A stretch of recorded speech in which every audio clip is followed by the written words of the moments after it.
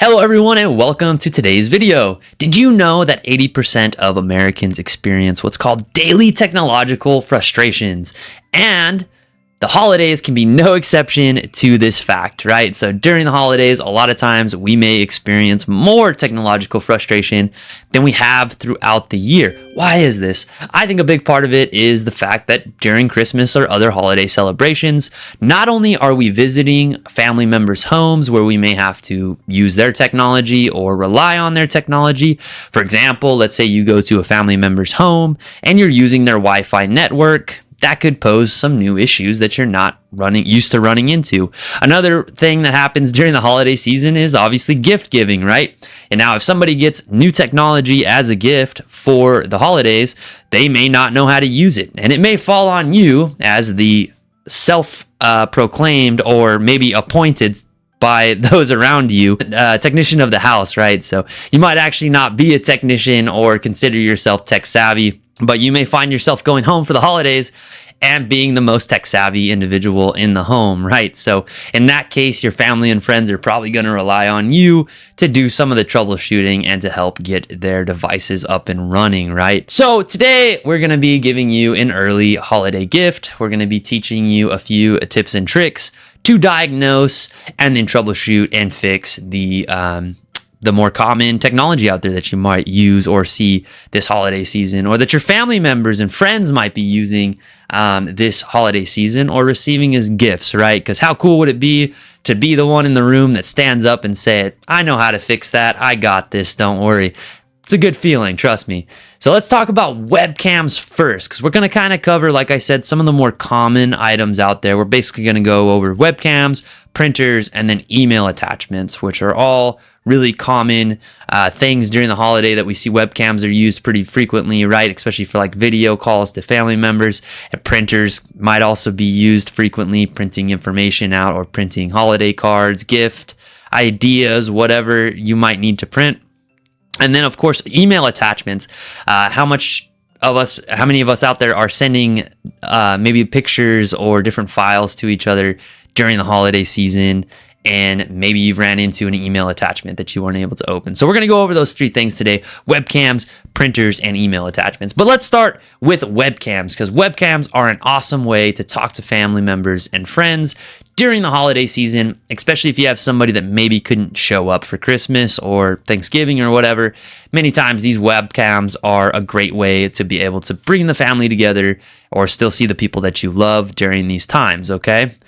Most webcams, though, nowadays are for like your desktop. They're going to be purchased separately. Some devices come with them built in, but a lot of times you just have an external camera like I'm using right now. I just have it hooked up via a cable into my computer, right? So let's talk about getting your family members' webcams to work, okay? So we're going to try the following, okay? Webcam's not working, try the following.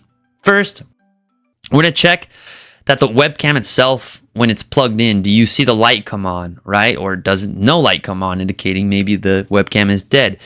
Does it look damaged or broken, right? So any of these cases, if it's damaged, broken, light's not coming on when you plug it into a power source, these could be indications that the camera is just done for and you would want to go out and get a new one. Don't waste your time. However, before you do that, check a couple things. First, check that the connection is plugged in correctly, right? Most webcams that are external are going to be USB webcams. We want to make sure that it's plugged in. You could also try taking it out of whatever plug you have it in, whatever USB port you have it in, and try it into another one. Sometimes that's all it takes. In fact, I'll give you a prime example. Before I went to film this video today, my camera wanted to be kind of a pain. It didn't want to connect with the software that I used to record the video. What I did was I simply unplugged it from the USB port, put it into another one, restarted my computer, bam, we were good to go.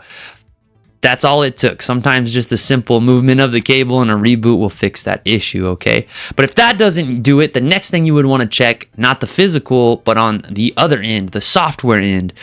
Does the device require updates via software released directly from the manufacturer? My camera, again, prime example in this situation. I have an Elgato camera that I'm using, and without the Elgato camera software, it wouldn't work. In fact, you wouldn't even see me right now. I have to have that software installed. And even if I didn't, I would still want it because of the fact that it provides ongoing firmware updates for the camera, okay?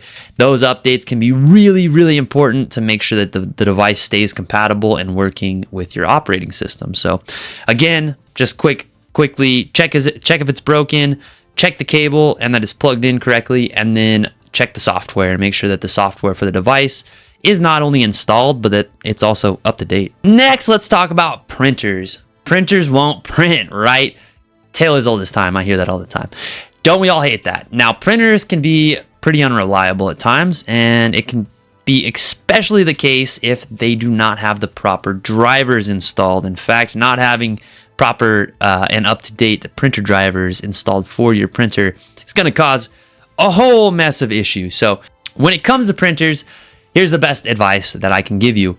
We want to make sure that we have the proper drivers and software installed. Okay, now HP printers are a little different. They use a software called HP Smart. This application is not only the software that helps the printer run correctly, but it also handles all of the driver updates for you. So if you have an HP Smart printer, just download HP Smart and plug it in, and you're good to go. The other brands though, like Canon, Epson, and Brother, require you to go online and find the drivers and software package from the manufacturer website, okay? Same is kind of true for HP Smart. You would find that from the HP website. You want to make sure it's the official HP website. You can also download it from the Microsoft store.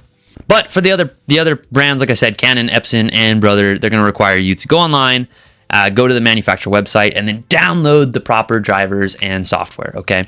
Now, once you get those, you want to make sure that they are, again, hold up, before we go any further, this is very important. I just said the official manufacturer's software and drivers, okay? Do not use third-party apps to try and install the drivers for you. If the website URL does not contain the name of the manufacturer, that might not even be it. Sometimes you got to really make sure, right? Like Brother support site, Canon support site, you got to make sure you are at the right website. If you use a third party or download improper drivers, you could actually be downloading something malicious and put your computer at risk and yourself at risk. So a lot of times in the box will be maybe the website to go to. Almost always there's a piece of paper or some kind of a manual or a little pamphlet. Comes with the printers to make sure you're going to the right website. So always check that information that comes with the printer. Make sure you're going to the right website, getting the correct drivers and software. And then I always say while you're there, get the manual. Usually they'll have a full PDF manual for your printer at the manufacturer website. This is key. You want that. You want that manual. That manual is going to be used for anything that you do with the printer. So any troubleshooting or fixing you need to do is going to be inside of that manual. And every single printer I've ever worked on, and I've seen most models now at this point, have very, very in-depth manuals on their website. So that's not an issue finding a manual.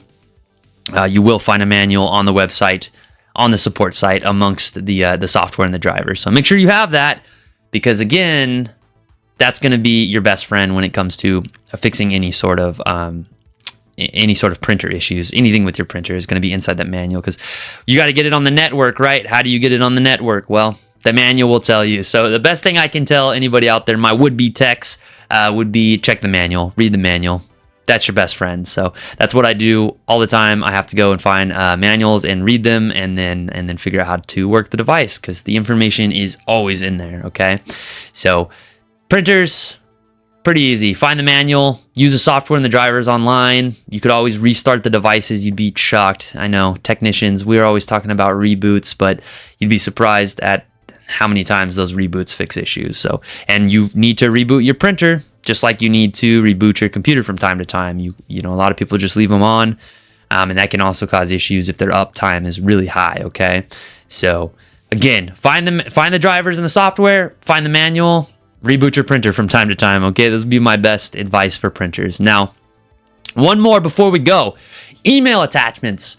This one might seem strange, but maybe you've experienced receiving an email from someone during the holidays with an attachment that you just couldn't open, right? Now, this is usually caused by it being sent with an attachment that's not compatible with your operating system. I'll give you a prime example of this. So iPhone users will sometimes send an image file to a Windows user, right? So like, let's say you take a photo on your iPhone, you send it to a family member via an email, and then they get it on their Windows computer. iPhone will sometimes generate what's called HEIC images, right? Or so when you take a picture, it'll be an HEIC image, okay? That HEIC file might not open on Windows computers so easily, not without an HEIC file extension reader, okay? So this covers one specific type of file. I want to give you advice that covers all the different kind of files you might run into. So when you get the email, look at the attachment. The end will end in, like, for example, .heic, .jpg, .png, right? Those letters at the end after the dot dictate or tell you what type of file it is. Now for HEIC files, we could go online, look up how to open up HEIC files on Windows. It'll tell us that there is a 99-cent converter inside of the Microsoft Store that you can purchase, or there's other free ways out there. And you can use that to go ahead and open the file, right? So this applies for pretty much all the different file types you might run into. If you do your research and you look online, you'll find a way to be able to open those. Just be careful, again, how you do it. If it's trying to get you to download some weird converting software, that might not be the best idea. Again, those can contain malware in them. Most of the time with any file type, there's some sort of free safe software or a paid software to open the file types out there that can be purchased or downloaded for free. And of course, as we always say, if any of these issues get to be too much or you need extra help, reach out to My Computer Works. We'll be happy to help you this holiday season. Numbers always at the beginning, end, and down in the description. And while you're down there, please hit that like and subscribe. We would love to see you on the next one, and that helps us to bring these videos to everyone with this timely advice. Thank you, everyone, and we'll see you on the next one. Have a happy holidays.